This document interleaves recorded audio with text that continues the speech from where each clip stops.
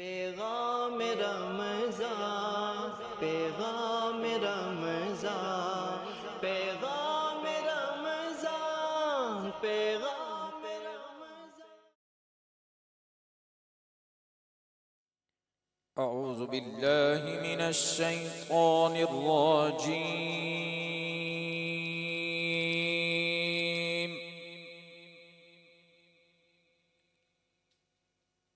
بسم الله الرحمن الرحيم.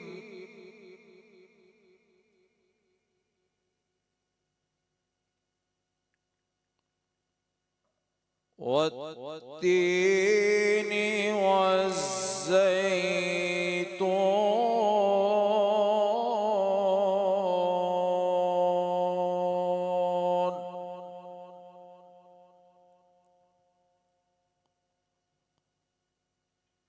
وطور سينين وهذا البلد الأمين.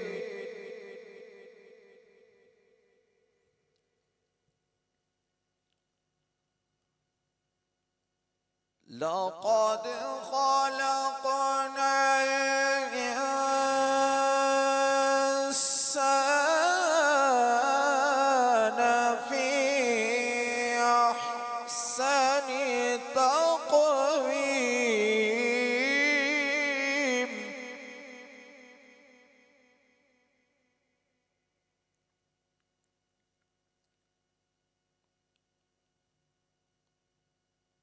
ثم رددناه أسفل سافلين.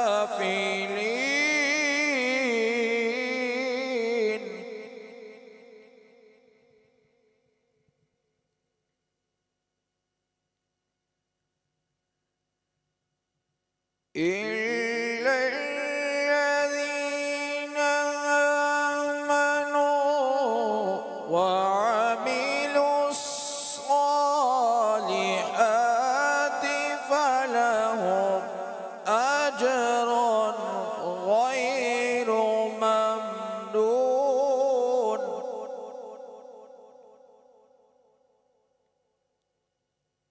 فما يكذبك بعد بالدين.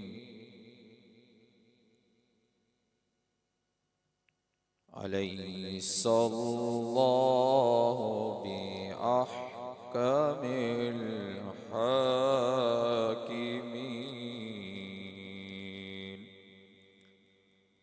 صدق الله العظيم.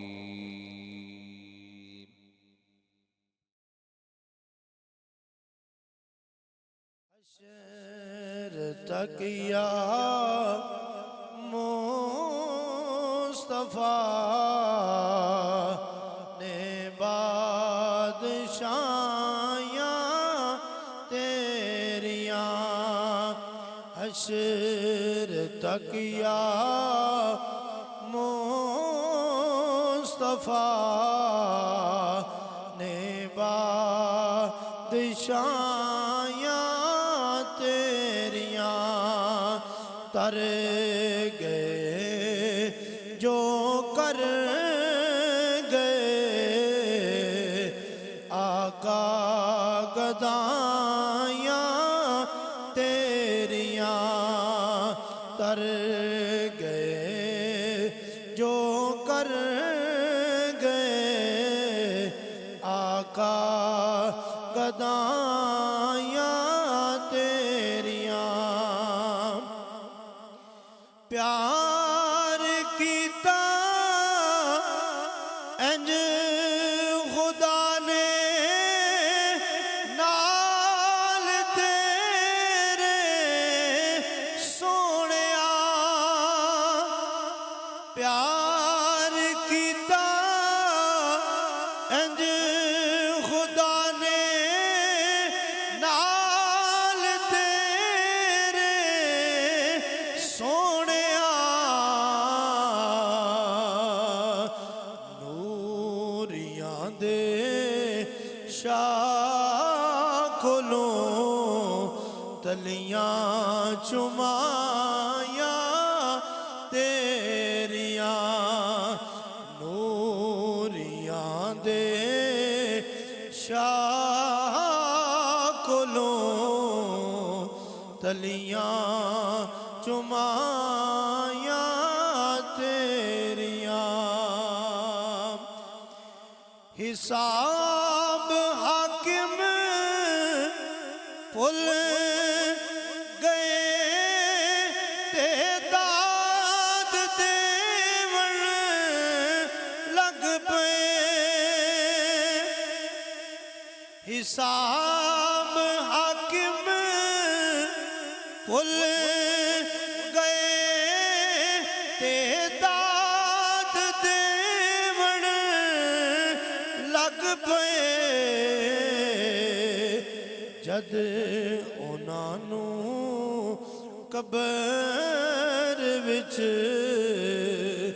میں نعتاں سنایا تیریاں پیغام رمضان پیغام رمضان پیغام رمضان پیغام رمضان الحمدللہ رب العالمین والعاقبۃ للمتقین الصلاۃ والسلام علی سید امام الانبیاء والمرسلین اما بعد فاعوذ باللہ من الشیطان الرجیم بسم اللہ الرحمن الرحیم۔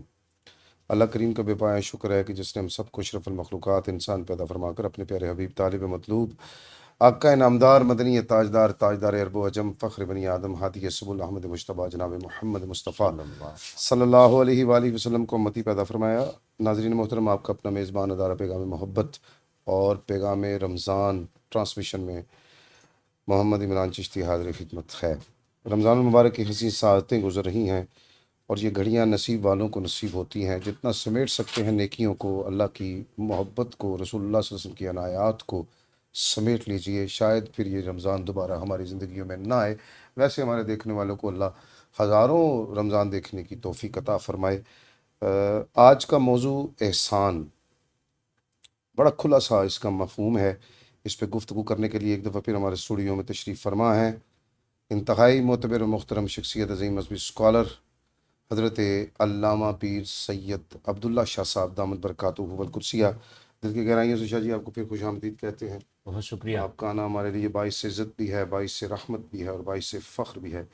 پیغام محبت روزانہ کی بنیاد پہ پیغام دیتا ہے۔ آپ جیسی بڑی شخصیات کو بلا کے آپ جب تشریف لاتے ہیں تو ہمارے کام کو دیکھتے ہیں تو کیا محسوس فرماتے ہیں؟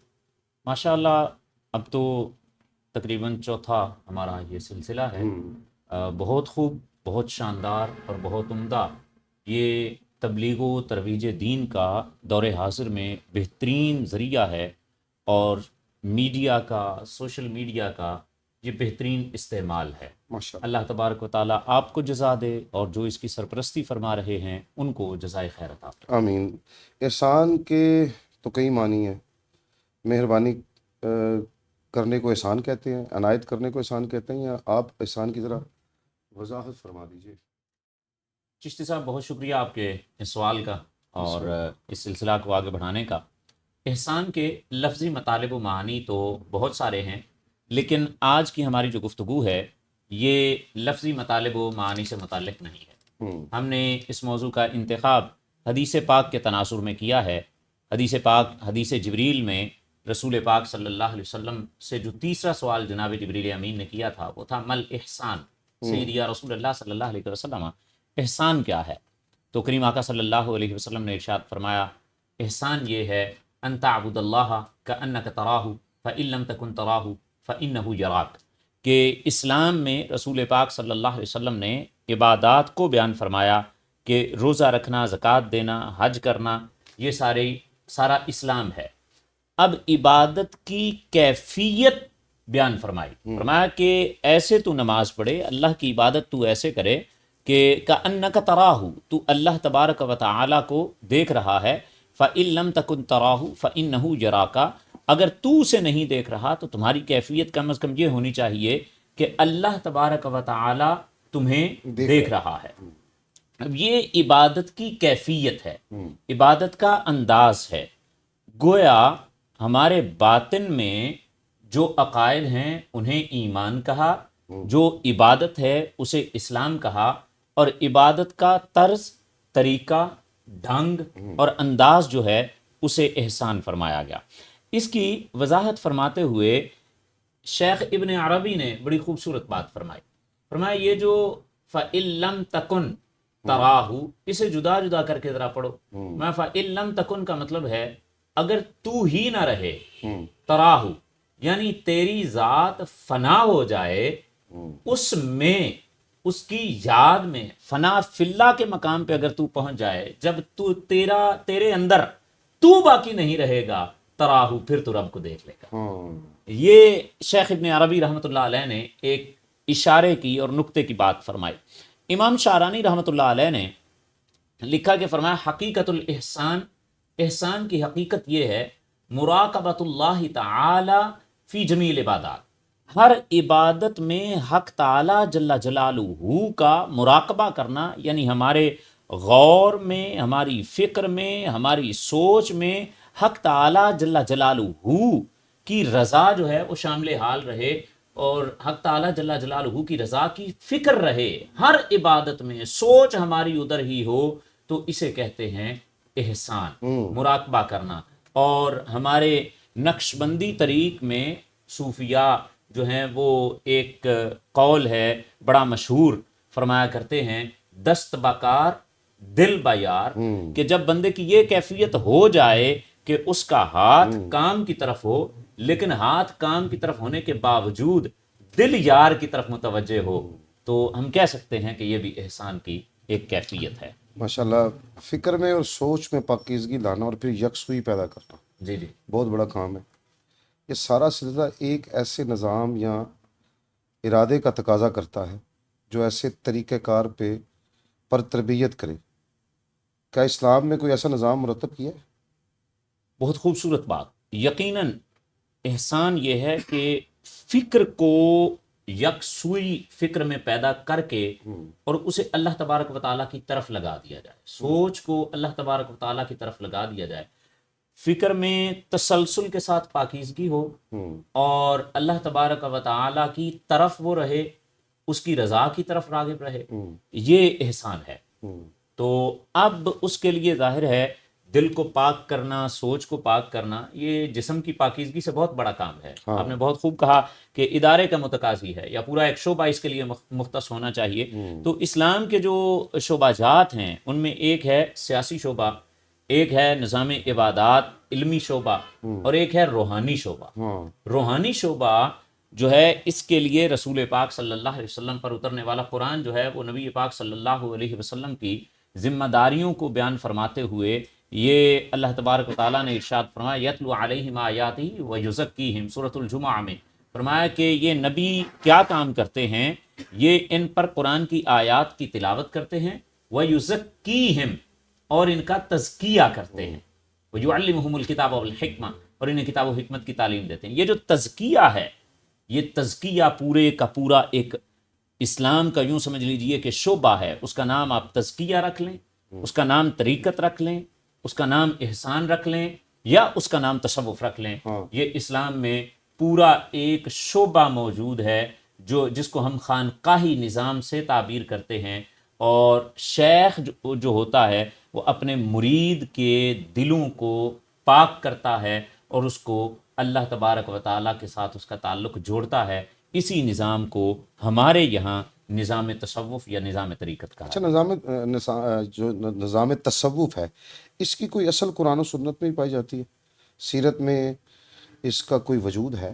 بنیادی طور پر ہماری جو گفتگو کا آغاز ہے وہ آغاز ہی حدیث ہے، ان تعبد اللہ کأنک تراہ، کہ اب وہ اگر نظام نہیں ہے تو یکسوئی کیسے پیدا کرنی ہے، اور اگر عبادت کے لیے پورا نظام موجود ہے، عبادات کے لیے، نماز سکھانے کے لیے روزہ سکھانے کے لیے، حج سکھانے کے لیے ادارے قائم ہیں، وہاں درسیات کا نظام موجود ہے، تو ظاہر ہے کہ عبادت میں وہ جو کیفیت پیدا کرنی ہے اس کے لیے بھی تو پورا شعبہ جو ہے اس کی ضرورت ہے. جیسے ہم نے کہا کہ تصوف جو ہے وہ پورا شعبہ موجود ہے یا روحانی نظام پورا موجود ہے یزکیہم کے تحت. تو قرآن مجید میں یزکیہم یہ اسی کی اصل ہے. دوسرے مقام پہ فرمایا قد افلح من تزکا، جس نے دل کو پاک کر لیا ہے یا جس نے تزکیہ کر لیا اپنا وہ کامیاب ہو گیا. اور یہ جو لفظ تصوف ہے یہ بھی حدیث شریف کے اندر اس کی اصل موجود ہے. تصوف دیکھیے اس کا لفظی معنی ہوتا ہے صاف ہونے کے لیے محنت اور مشقت کرنا. اس کی اصل یا تو صوف ہے، صوف کا لباس. سنن ابن ماجہ صفحہ نمبر 255 پر ایک پورا باب موجود ہے جس کا نام ہے لبس الصوف، صوف کا لباس پہننا. صحابی رسول یہ حضرت اچھا قطعی ماں آپ نے بڑی اچھی بات کی. تصوف کے معنی کو ہم کس سے، لفظی معنی کو کس سے لیں گے ہم؟ جیسے صوف کی بات ہوئی، میں عرض کر رہا ہوں اسی کے مادے عرض کر رہا ہوں. یا تو یہ صوف سے نکلا ہے جس سے آگے صوفی بنا، یا صفا سے نکلا ہے. میں اس کی وضاحت انشاءاللہ پوری کرتا ہوں. صوف سے نکلا ہے تو سنن ابن ماجہ میں نے آپ کو عرض کیا کہ باب لبس صوف موجود ہے، صوف کا لباس پہننا. کہ نبی اکرم شفیع حضرت عبادہ بن صامت کہتے ہیں کہ خرج علینا رسول اللہ صلی اللہ علیہ وسلم ذات یوم وعلیہ جبۃ الصوف. فرماتے ہیں کہ نبی پاک صلی اللہ تعالی علیہ وسلم ہمارے پاس تشریف لائے اور آپ علیہ جبۃ رومیۃ من الصوف، کہ ایک رومی جبہ تھا جو صوف سے بنا ہوا تھا، وہ کریم آقا علیہ الصلوۃ والسلام نے زیب تن فرمایا ہوا ہے. بخاری شریف میں ایک باب موجود ہے کہ جس میں نبی اکرم شفیع معصوم صلی اللہ تعالی علیہ وسلم کے حوالے سے یہ اس باب میں یہ روایت موجود ہے. باب کا نام ہے لبس الصوف، لبس جبۃ الصوف فی الغزو، غزوات میں صوف کا جبہ پہنا. اور اس میں جو روایت ہے اس میں یہ الفاظ موجود ہیں کہ وعلیہ جبۃ من الصوف، کہ نبی اکرم شفیع معصوم صلی اللہ علیہ وسلم نے صوف کا جبہ پہنا ہوا تھا. تو اگر صوف سے تصوف نکلا ہو تو لباس جو صوفیاء ہیں وہ گدڑی پہنا کرتے تھے. گدڑی تو وہ صوف کی ہوتی تھی. تو اگر اس سے نکلا ہو تو اس کی اصل حدیث شریف میں موجود ہے. اسی طرح اگر صفا سے نکلا ہو تو پھر اصحاب صفا جو نبی اکرم شفیع معصوم صلی اللہ علیہ وسلم نے تعلیم و تربیت و تزکیہ کے لیے پہلا ادارہ قائم کیا، وہ صفا ہے، وہ چبوترا جس میں اصحاب صفا رہتے تھے. اچھا اگر صفا سے لیا جائے تو پھر جو تصوف کے سارے معمولات ہیں ان کو بڑے اچھے طریقے کے ساتھ ہم جو ہے وہ لے سکتے ہیں. یعنی صحابہ کیا کرتے تھے، ان کا انداز کیا تھا کہ وہ صحابہ اپنا گھر بار چھوڑ کے آ گئے تھے. آج تصوف یہی ہے کہ بندہ اپنا گھر چھوڑے، شیخ کے پاس کچھ عرصے کے لیے چلا جائے اور جا کر کے وہاں اپنا تزکیہ کرے اور تزکیہ کر کے لوٹ آئے. تو یہ اصحاب صفا کیا کرتے جو ہمارے بزرگوں کا طریق تھا، بالکل وہ اپنے گھر بار چھوڑتے تھے. ہم نے خود پڑھا ہے کہ بڑے بڑے اولیاء کی جو مائیں تھیں وہ بھی ولیہ تھی. جی اور وہ خود کو بھی خود فیض بھی دیتی تھی اور پھر بھیجتی بھی تھی. بالکل ایسا لمبے عرصے تک ہمارے صوفیاء جو ہے بالکل ایسا ہی ہے. بالکل ٹھیک. اسلام میں 100% رہبانیت اختیار کرنے کا نہیں کہا گیا، لیکن اس کا یہ مطلب بھی نہیں ہے کہ اللہ تبارک و تعالیٰ کی ذات کے لیے پورے جنابے والا قبیلے سے ایک بندہ بنا جو ہے وہ نکلے. قرآن کہتا ہے لولا نفر من کل فرقۃ طائفہ، کہ پورے تمہارے قبیلے میں سے کچھ تو بندے ایسے ہوں، کچھ تو ہونے چاہیے جو نکلیں. اور قرآن مجید نے جو اصحاب صفا کی کیفیت کو بیان کیا، فرمایا کہ اصحاب صفا وہ ہیں للفقراء الذین احصروا فی سبیل اللہ، سورہ بقرہ آیت نمبر 273. فرمایا کہ یہ فقراء ہیں جنہیں اللہ کے راستے میں روک لیا گیا. اچھا لفظ فقراء آپ نے استعمال کیا، میں تھوڑا سا ایک بات کرنا چاہتا ہوں. درویش میں اور درویش میں فرق ہوتا ہے. ہمارے ہاں جو فقیر، جو مانگنے والوں کو فقیر کہا جاتا ہے، ایک عام عرف عام میں کہا جاتا ہے. تو جو فقراء ہیں، جو صحیح معنوں میں جنہیں ہم جو آپ نے فرمایا ہے، ان کا حلیہ کیسے ہوتا ہے؟ سر جی آج تو ہمارے ہاں وہ اسی لباس میں بھیڑیے بیٹھے ہوئے جو لوگوں کو لوٹتے ہیں. قبلہ نقل ہمیشہ اس چیز کی موجود ہوتی ہے مارکیٹ میں جس کی اصل کی ویلیو ہوتی ہے اور جس کی اصل بڑی جاندار ہوتی ہے. بڑے بڑے برانڈز کی نقل آپ کو ملے گی، کبھی بھی لوکل شے کی نقل نہیں آپ کو ملے گی. اسلام میں تصوف پر وہ عروج اور بام رہا ہے. صوفیاء نے اتنا بڑا کام کیا ہے، اتنا بڑا کام کیا ہے کہ آج دنیا زور لگا کے تھک گئی ہے، سارا جو طاغوت ہے اس نے تصوف کو بدنام کرنے کے لیے کوئی کسر نہیں چھوڑی، لیکن اس کے باوجود بھی آپ دیکھیے کہ صوفیاء کا محض نام لینے والوں کو اتنی پذیرائی مل جاتی ہے، جن کا آپ ذکر کر رہے ہیں کہ بھیڑیے بیٹھے ہوئے ہیں، چند کتابوں کا مطالعہ کرتے ہیں، تصوف کی اپنا تصوف کچھ بھی نہیں ہے نا جی. تصوف بنیادی طور پہ سارے کا سارا سراسر عمل ہی عمل ہے. تو جن لوگوں کی آپ بات کر رہے ہیں وہ لوگ صرف صوفیاء کا نام لیتے ہیں اور کچھ بھی نہیں کرتے، اور وہ بھیڑیے بیٹھے ہوئے ہیں. ایسے لوگوں کے بارے میں حضرت داتا صاحب غوث پاک سرکار نے اپنی کتاب سر الاسرار میں بڑا واضح طور پہ لکھا ہے. سر الاسرار میں حضرت داتا صاحب رحمۃ اللہ علیہ نے ان قبیلوں کا ذکر کرتے ہوئے، ان فرقوں کا ذکر کرتے ہوئے داتا صاحب رحمۃ اللہ علیہ لکھتے ہیں کہ ثم تشعب منهم اهل البدع ثم انتسب بعضهم الى قلندر وبعضهم الى حیدر وبعضهم الى ادهم وغیر ذلك يطول شرحها. فرماتے ہیں کہ یہ جو جعلی صوفی ہیں، متصوفہ ہیں اور جعلی فقیر ہیں، حالانکہ قرآن مجید نے فقیر کا لفظ قرآن مجید میں اللہ تعالیٰ نے ارشاد فرمایا فقراء الی اللہ، جو اللہ کی طرف فقراء ہیں وہ اور ہیں، اور جو لوگوں کی طرف یوں ہاتھ پھیلائے ہوئے فقیر ہیں وہ اور ہیں. اور یہ جو لوگوں سے دین بیچ کر دنیا لینے کے، دنیا کے طلبگار ہیں لوگوں سے، ان کے بارے میں غوث پاک فرماتے ہیں کہ ان میں سے بعض اہل بدعت، غوث پاک نے انہیں اہل بدعت کہا، یہ کئی شعبوں میں تقسیم ہو گئے. پھر ان میں سے بعض نے ثم انتسب بعضهم الى قلندر، بعض اپنے آپ کو قلندری کہتے ہیں، بعض اپنے آپ کو حیدری کہتے ہیں، بعض اپنے آپ کو ادہم وغیرہ کی طرف منسوب کیا، وہ ادہم جو بزرگ تھے ان کی طرف منسوب کیا. اور فرماتے ہیں کہ اسی طرح اس کی بہت ساری شرح جو ہے وہ اگر اس کو تفصیل سے بیان کیا جائے تو اس کی شرح بڑی لمبی ہو جائے گی. تو یہ جعلی لوگ ہیں. جو صوفی کا لباس ہے وہ رسول اللہ صلی اللہ علیہ وسلم کی سنت کے مطابق ہوگا. تصوف سراسر سنت مصطفیٰ سے عبارت ہے، تصوف کوئی اور چیز ہے. اچھا یہ ایک اور بات بھی کی جاتی ہے شاہ جی، مختصر مجھے اس کا جواب چاہیے آپ سے. یہ جو صوفی اور ہوتا ہے وہ شریعت والے اور ہوتے ہیں، حالانکہ ایسی بات نہیں ہے. جب تک شریعت نہیں ہوگی، شریعت کے بعد ہی طریقت آتی ہے نا جی. میں نے گزشتہ پروگرام میں بھی آپ نے یہ سوال کیا تھا اور اس میں بھی یہ عرض کیا تھا کہ صاحب دیکھیے، شریعت یوں اگر ہم سمجھ لیں کہ ایک حد ہے تو حقیقت، طریقت، معرفت یہ سب شریعت کے اس حد کے اندر ہے. اور یوں سمجھیے کہ یہ جو سارا سلسلہ ہے حقیقت کا، معرفت کا، طریقت کا، تصوف کا، یہ اگر اس کا نقطہ آغاز شریعت ہے اور آگے جا کے آپ کا واسطہ حقیقت سے پڑتا ہے یا طریقت سے پڑتا ہے یا معرفت سے پڑتا ہے، تو آپ جب اس کو آپ گھوم پھر کے آئیں گے، نقطہ آغاز بھی شریعت ہے اور نقطہ انجام بھی شریعت ہے، یعنی جہاں سے ابتدا ہوئی تھی وہیں آپ آئیں. اچھا میں مختصر پروگرام کا دورانیہ بھی ختم ہونے والا ہے، میں تھوڑا سا جواب آپ نے دیا ہے، آخری سوال میں کروں گا. اس کا مطلب ہے کہ آج جو کچھ درباروں اور مزارات پہ ہو رہا ہے یہ ٹھیک ہے؟ کیا ہے یہ سارا کچھ؟ اس میں آپ مجھے 3-4 منٹ دیں گے. سب سے پہلی چیز تو یہ ہے کہ تصوف میں جو کچھ ہو رہا ہے، تصوف کی کچھ ٹرمز ہیں، اصطلاحات ہیں یا تصوف کے کچھ انداز ہیں، جیسے پیری مریدی کرنا یا اپنے آپ کو روک لینا شیخ کے پاس.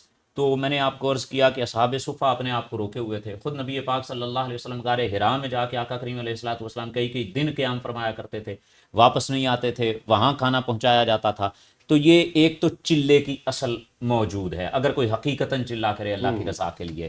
دوسری چیز یہ ہے کہ وہاں جا کے اپنے شیخ کے پاس ٹھہرنا تو گھر بار چھوڑ کے، جب کہ گھر والوں کے حقوق تلف نہ ہوتے ہوں. تو اصحاب صفہ 700 تک بھی تعداد ذکر کی گئی ہے اصحاب صفہ کی، اور وہ کمانے نہیں جاتے تھے. احادیث میں یہ بات موجود ہے. یہ تفسیر بغوی میں امام بغوی نے اس کو یہ جو للفقراء الذین احصروا فی سبیل اللہ کے تحت اس کو لکھا ہے کہ 700 صحابہ تھے، نہ وہ کمانے جاتے تھے نہ کچھ کرتے تھے. ان کا ذمہ سرکار صلی اللہ علیہ وسلم نے لیا تھا. جو مصطفیٰ کریم علیہ الصلوۃ والسلام کی آمدن کے سورسز تھے انہی میں سے ان کو پورا کیا جاتا تھا. اور حضرت ابو ہریرہ، یہ حدیث پاک میں موجود ہے، حضرت ابو ہریرہ رضی اللہ تعالیٰ عنہ فرماتے ہیں کہ ان کے پاس پورا لباس بھی موجود نہیں تھا. اور ان میں سے کسی کے پاس جو ہے وہ اما رداؤن، کسی کے پاس جو ہے وہ چادر ہوتی تھی، کسی کے پاس جو تہبند ہوتا تھا. 2 چیزیں کسی کے پاس اکٹھی نہیں ہوتی تھیں اور ایک ہی چیز ہوتی تھی. تو اب یہ جو ساری چیزیں ہیں، اور بیعت کے حوالے سے نبی اکرم شفیع معصوم صلی اللہ علیہ وسلم نے صحابہ کو، ایک بیعت ہے بیعت اسلام، بیعت اسلام کے بعد نبی پاک صلی اللہ علیہ وسلم نے بیعت رضوان، کئی بیعتیں لی ہیں، کئی بیعتیں سرکار نے لی ہیں. اور وہ بیعت کس چیز پر تھی؟ تم چوری نہیں کرو گے، تم ڈاکہ نہیں کرو گے، تم اللہ کی نافرمانی کے کام نہیں کرو گے. بخاری میں ایسی بیعتوں کا ذکر ہے، تو شیخ بھی ایسی ہی بیعت لیتا ہے. تو یہ تو تصوف کی جو اوریجنل چیزیں ہیں ان کی اصل قرآن اور سنت میں موجود ہے. اب رہا آپ کا سوال کہ ہم کیا درباروں میں یا مزارات پہ جو کچھ ہو رہا ہے اس کو جسٹیفائی کرتے ہیں یا اس اچھا کی ہم بات تائید کریں کرتے گے، ہم پہ بلیم لگاتے ہیں مولوی یہ تنقید کرتے ہیں ہم پہ، وہ اپنے آپ کو چھپانے کے لیے اس جملے میں چھپاتے ہیں. مولوی لفظ جو ہے، مولوی تو اللہ والے کو کہتے ہیں، ہاں ہاں، اللہ والے کو، در حقیقت وہ اللہ والے کو ہی چھیڑ رہے ہیں. اللہ والے کو کہتے ہیں. اور العلماء ورثۃ الانبیاء، انبیاء، علماء انبیاء کے وارث ہیں، وہ تو وہی کہیں گے جو قرآن اور سنت ہے. اب اور اس میں شیخ کا کام کیا ہے؟ ہم نے جتنے بھی اکابر کو پڑھا ہے اس معاملہ میں، اور اس معاملہ میں شیخ واسطہ ہے. واسطہ وہ ہوتا ہے جو آگے پہنچائے، واسطہ وہ نہیں ہوتا جو راستے میں رکاوٹ بن جائے. مثال کے طور پہ سیڑھی کے ذریعے ہم نے اوپر چڑھنا ہے، تو اب چھت تک جانے کے لیے سیڑھی وسیلہ ہے. اگر سیڑھی اپنے تک ہی ہمیں روک لے، ہمیں چھت تک نہ جانے دے، تو پھر تو واسطہ تو نہ ہوئی، پھر تو وہ منزل قرار پائے گی.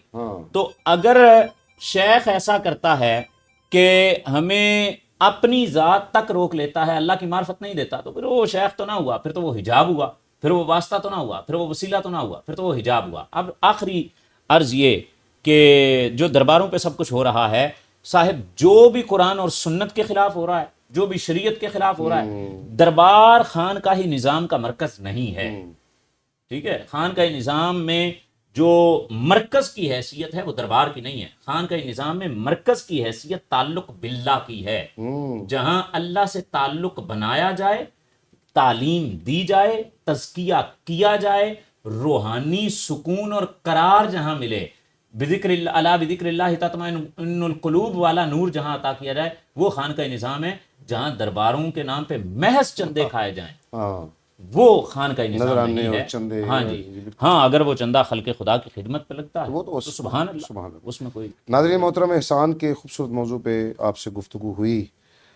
کلام باہو میں حضرت سلطان پاک نے کہا کہ اے تن رب سچے دا حجرا، واہ واہ واہ، پا فقیرہ چاہتی ہوں، گیان دا دیوا بال ہنیرے، تیری لبجے وسط گواچی ہوں، نہ کر منتاں خواج خضر دیاں، تیرے اندر آپ حیاتی ہو، مرن تو پہلا مرگ باہو، جنہ اے رمز پچھاتی ہو.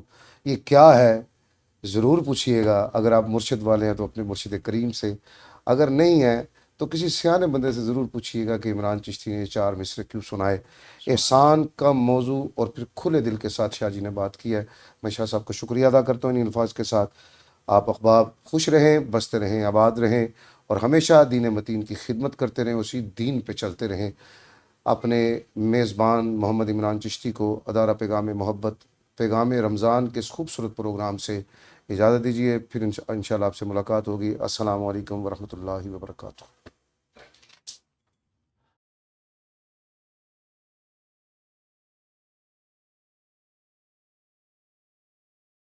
ناظرین محترم، وقت ہوتا ہے روحانی علاج کا، اور ایک وظیفہ آپ کو بتایا جائے گا.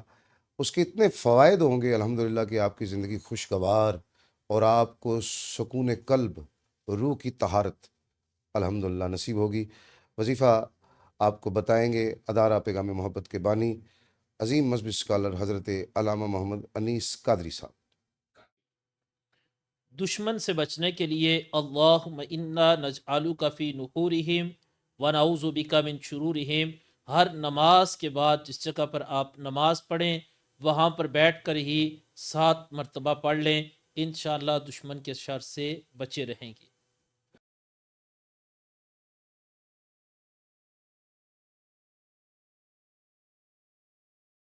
ناظرین محترم، آج کا پیغام اور پیغام محبت کا کیا پیغام ہے؟ محبتوں کے پیکر، محبتوں کے امین، عظیم مذہبی اسکالر حضرت علامہ محمد انیس قادری صاحب جو کہ بانی ہیں ادارہ پیغام محبت کے۔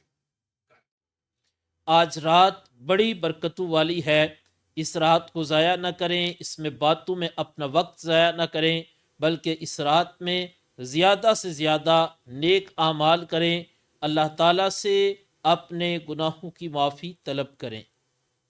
پیغام رمضان، پیغام رمضان، پیغام رمضان، پیغام